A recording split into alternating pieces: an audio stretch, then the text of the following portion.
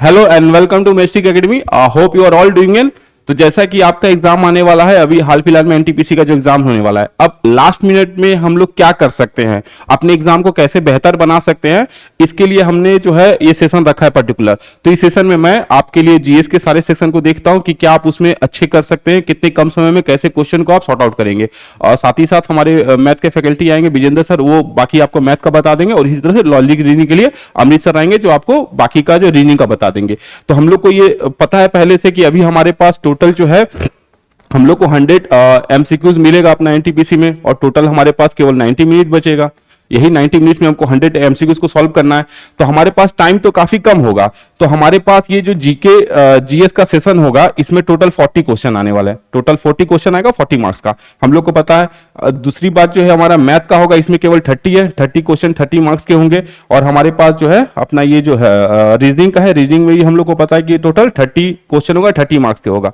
तो यहाँ पे अब होता क्या है कि जो जीके का जो सेक्शन होता है उसमें 40 मार्क्स है, ज्यादा मार्क्स है उसमें, लेकिन अब उसमें सब्जेक्ट भी तो बहुत सारे हैं। अब सारे सब्जेक्ट को आप इतने कम समय में कैसे टैकल करेंगे? आपको क्या करना है कि आप सारे क्वेश्चन को सॉल्व भी कर ले एक तरह से, और अच्छे नंबर्स भी ला ले।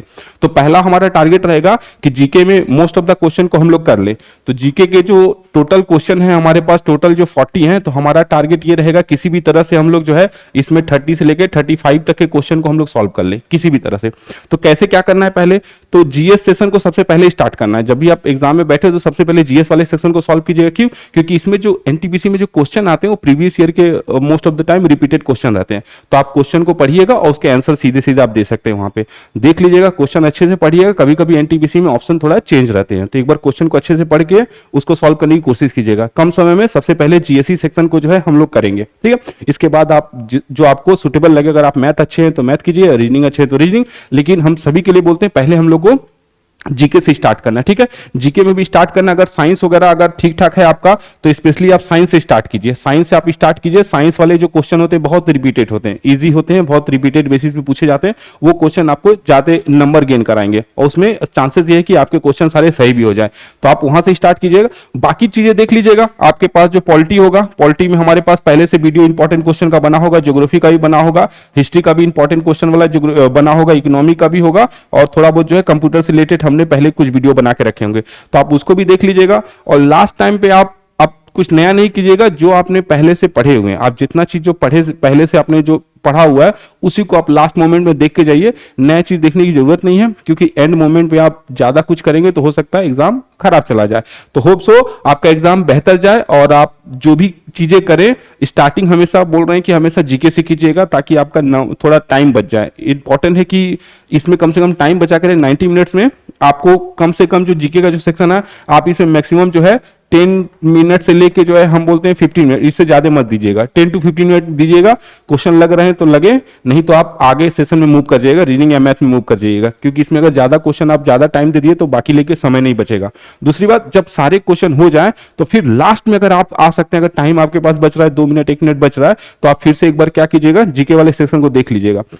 उम्मीद यही है कि आप सारे क्वेश्चन का अटेम्प्ट कीजिए। अगर आपके पास मान लो सारे क्वेश्चन आप पहले सेशन में आपने क्वेश्चन अटेम्प्ट किया, और फॉर एग्जांपल आपके पास 80 क्वेश्चन हुए केवल, और आपको ऐसा लग रहा है कि 80 क्वेश्चन इनफ नहीं है एग्जाम को क्वालिफाई करने के लिए, देन आप जा सकते हैं 100 क्वेश्चन की तरफ। लेकिन अगर आपको लग रहा है कि 80 क्वेश्चन इनफ है, काफी करेक्ट होंगे, आपका एक्यूरेसी काफी हाई है, 90% के आसपास आपकी एक्यूरेसी है, तो आप वहां से अपने एग्जाम को छोड़ सकते हैं। बाकी क्वेश्चन को सॉल्व मत कीजिएगा। और नहीं लग रहा है कि ऐसा लग रहा है कि नहीं एक्यूरेसी अच्छी नहीं है, हो सकता है कि क्वेश्चन काफी गलत हो जाए, क्योंकि नेगेटिव मार्किंग है 1/3 का, तो आपको इस केस में सारे क्वेश्चन को अटेम्प्ट करना पड़ेगा।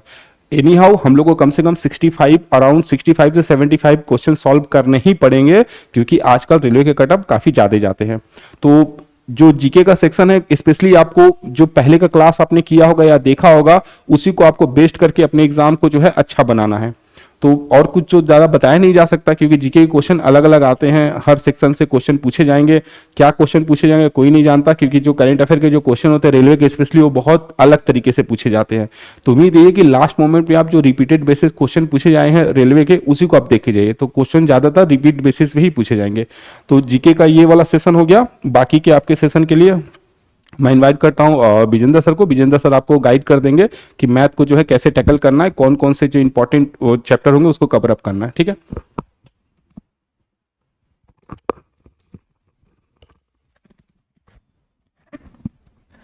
Hello everyone. तो इस सेशन में हम लोग देखते हैं कि मैथ्स में हम लोग करेंगे क्या। देखो, सबसे पहला चीज ये है कि आप अच्छे से आप ना एग्जाम से पहले नींद ले लो, फ्रेश हो जाओ, उस एकदम फ्रेश माइंड से आपको एग्जाम लगाना है, ठीक है।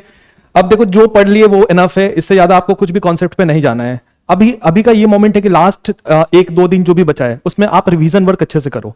2 चीज पे ध्यान रखना, एक तो टाइम, किस क्वेश्चन को कितना टाइम देना है, दूसरा आपको एक्यूरेसी।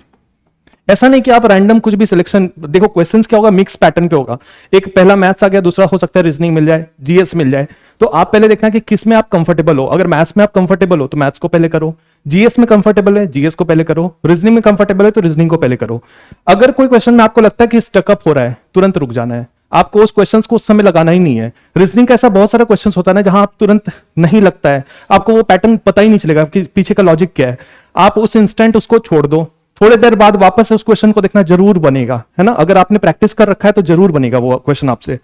तो आप इस समय बस 2 चीज पे ध्यान रखोगे, एक तो टाइम, किस क्वेश्चन को कितना समय देना है। अगर ज्यादा समय लग रहा है छोड़ दो, नहीं लेना है किसी भी क्वेश्चन को ईगो पे नहीं लेना है, ठीक है। अगर वो छोड़ देंगे तो शायद आपका सिलेक्शन हो जाए, लेकिन आप अगर उसको पकड़े रहोगे ना तो शायद आपका सिलेक्शन नहीं बनता है, ठीक है। दूसरा एक्यूरेसी, एक्यूरेसी पे बहुत अच्छे से काम करना है। तो लास्ट मोमेंट बस यही टिप्स रहेगा कि आप एक्स्ट्रा कुछ भी ना पढ़े, जो पढ़े रिवीजन करिए अच्छे से, और हर एक सब्जेक्ट पे रिवाइज करो। ऐसा नहीं कि खाली मैथ्स करना है, खाली रीजनिंग करना है, जीएस को भी उतना ही रिवाइज करना है, ठीक है। इसके बाद आपको रीजनिंग वाले सर बताएंगे कि क्या करना है। तो all the best to all of you.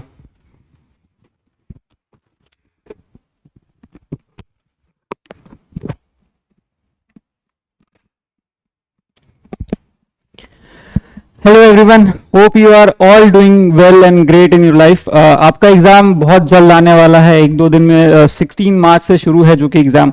जैसा कि आप लोग सबने देखा कि जो लॉजिकल रीजनिंग के बहुत सारे क्वेश्चंस मैंने ऑलरेडी करवाए हुए थे, और अभी विजेंद्र सर और सचिन सर ने आपको जीएस और मैथ्स के लिए कुछ टिप्स बताए। तो उनमें से एक चीज और ध्यान रखेंगे हम लोग कि वहां पर ना एग्जामिनेशन हॉल में एग्जाम में बिल्कुल भी पैनिक नहीं करना है। सबसे पहले तो बहुत काम माइंड से आपको एग्जाम में इंटर करना है, और आपने जो भी पढ़ा है और जो भी किया है अभी तक, बस अपने पे कॉन्फिडेंस रखो कि हाँ मैंने ये चीज कर रखा है, ये चीज डुएबल है, ये चीज मैंने ऑलरेडी किया हुआ है, तो अभी भी हो जाएगा। तो सबसे पहले पैनिक नहीं करना। और दूसरी बात यह कि आपके एग्जाम में ना सिली मिस्टेक्स आप बहुत करोगे, तो सिली मिस्टेक्स को आप ज्यादा से ज्यादा कम करने का कोशिश करना। जैसे जीएस सेक्शन में बहुत बार क्या होती है कि ओवर कॉन्फिडेंस हो जाते हैं हम लोग कि ये तो आता है, बहुत आसान क्वेश्चन है, लेकिन क्या होती है कि जो क्वेश्चंस होती है वो उसकी जो लैंग्वेज होती है वो थोड़ी चेंज कर दी जाती है।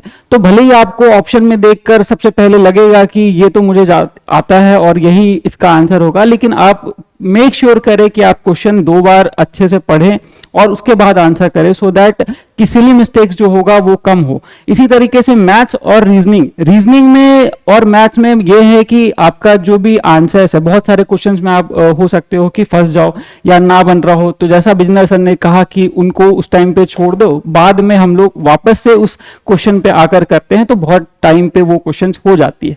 सो जब भी आपको लगे कि आप किसी क्वेश्चन में फंस गए हो तो उसको वहां पे एग्जैक्टली छोड़ दो। थोड़ी देर के बाद वापस से उस क्वेश्चन पर अगर आके टाइम मिलता है तो टाइम वापस आकर उस क्वेश्चन को सॉल्व करें। और अभी तक मुझे पूरा आशा है कि आप लोग बहुत अच्छे से पढ़ाई किए हैं और ये एग्जाम आपके लिए बहुत ही आसान एग्जाम होगा। और जो भी है, जिस भी तरीके का आप लोग का प्रिपरेशन रहा है, बिल्कुल भी लो कॉन्फिडेंट फील नहीं करना है। कॉन्फिडेंट अच्छे से रहिए और एग्जाम दीजिए।